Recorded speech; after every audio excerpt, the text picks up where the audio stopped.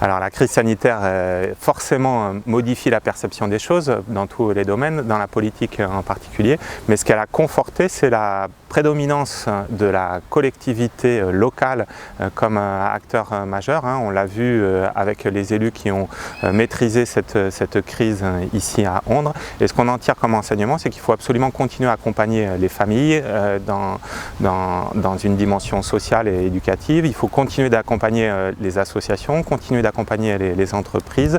On a déjà lancé un certain nombre de dossiers en la matière, donc on va poursuivre ça. En ce qui concerne les investissements, pour l'instant, ça ne modifie pas forcément nos priorités. Au contraire, ça conforte des investissements comme l'école et son évolution. Après, on verra sur les années 2021-2022, en fonction de la crise économique qui impactera les collectivités, comment il faudra s'adapter. Mais dans un premier temps, ça nous conforte plutôt que ça ne nous dissuade. Cette équation, elle est compliquée. Je comprends tout à fait que les habitants d'Ondres qui voient pousser des résidences au bout de leur terrasse se sentent impactés par cette urbanisation. Ceci dit, c'est notre ambition depuis déjà fort longtemps.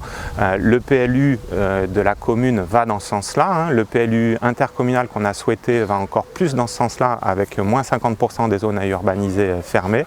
Donc l'idée, c'est de concentrer, dans le cadre d'une concertation, d'une réflexion, de concentrer l'habitat en centre-ville qui est déjà urbanisé, d'étendre un peu ce centre-ville et surtout d'avoir des projets urbains comme l'écoquartier des Trois Fontaines qui allient ces deux dimensions. Plus de logements pour les Ondrais, mais aussi des espaces plus naturels en cachant la voiture dans des sous-sols par exemple, et aussi avoir des espaces publics nature comme celui qui nous entoure aujourd'hui.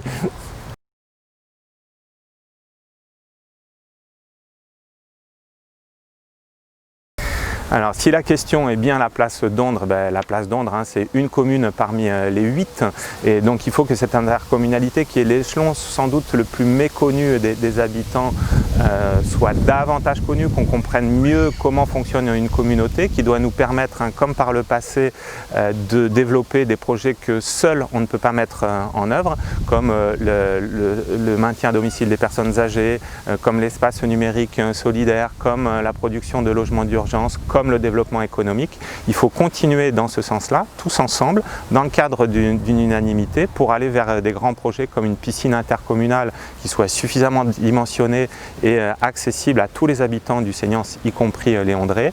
Faire en sorte que le Chronoplus arrive à Ondres, et c'est la seule possibilité, puisque la loi LOM empêche toute autre possibilité. Faire en sorte que ce Chronoplus arrive à Ondres, et enfin faire en sorte que la communauté nous permette via les pistes cyclables et le bus de relier les zones d'activité du Seignance. Donc tous ces grands dossiers qui sont structurants pour le territoire participent à une vision qui est pour moi extrêmement simple, faire ensemble ce qu'on n'est pas capable de faire tout seul.